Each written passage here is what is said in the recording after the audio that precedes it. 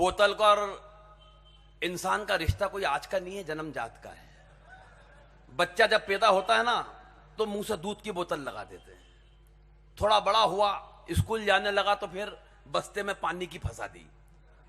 और थोड़ा बड़ा हुआ, हाई स्कूल तक आया तो Thums Up, Pepsi, Gold Spot, Limca, Coke, ये सारी चली। इनसे निपट के जब कॉलेज में पहुंचा तो कोई का बाप नहीं रोक सकता कि वो बियर की नहीं पिए। नहीं पी उसने। थोड़े और पढ़ लिख के फिर चिंतन मननशील हुआ तो ब्रांडी, विस्की, रम, और जब ये चली तो फिर किसी का बाप नहीं रोक सकता कि ग्लूकोज की नहीं लगे। नहीं पवन भाई, ग्लूकोज की बोतल ने अपना काम नहीं करा तो फिर खून की फंसाई। और ताली इस बात पे बजा सकते हो कि जब खून की बोतल भी अपना काम नहीं करती है तो मुंह से गंगा जल की बोतल लगा। वाह वाह वाह। ये व्यंग व्यंग नहीं है, ये तो उठाई गिरा माल है। मेरे को भी नहीं मालूम किसका है ये। अगले ने की फंसा दो तो फंसा दी बोतल।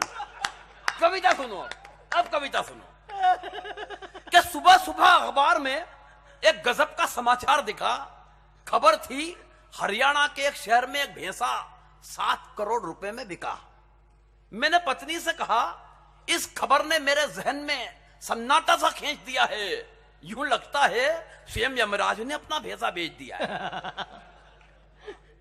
यूं लगता है स्वयं यमराज ने अपना भैंसा बेच दिया है। पत्नी बोली है, मेरे भोले भंडारी, मती मारी गई है तुम्हारी। सुबह से अलापे जा रहे हो, जाने कौन सा राग।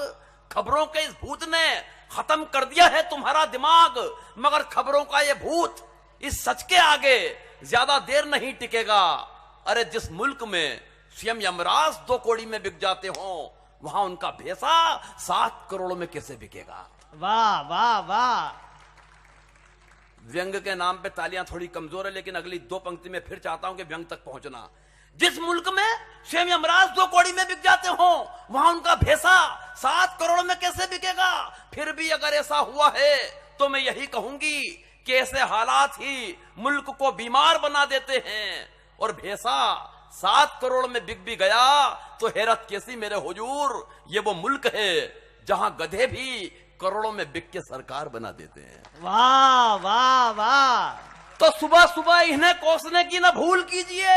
पहली बार कोई गधों से ऊपर उठाए, बधाई कबूल कीजिए। मैंने कहा, सच कह रही हो मेरी जान, मगर इतनी ही है अगर गधों और भैंसों की पहचान, तो तू भी मेरी जिंदगी पर एक एहसान कर देती। इन 2 गधों को जन्म देने की बजाय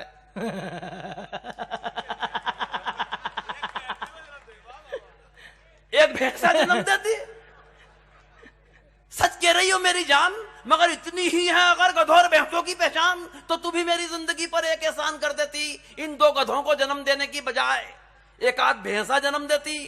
लोग भी हो गए केसों केसों के बाप, हम भी हो जाते गधों की जगह भैंसों के बाप।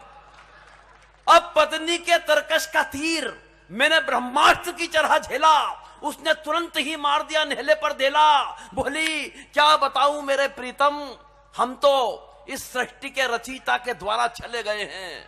हम तो इस सृष्टि के रचयिता के द्वारा चले गए हैं। मैंने तो भैंसे ही पैदा किए थे कमबख्त, मगर दोनों के दोनों बाप पर चले गए।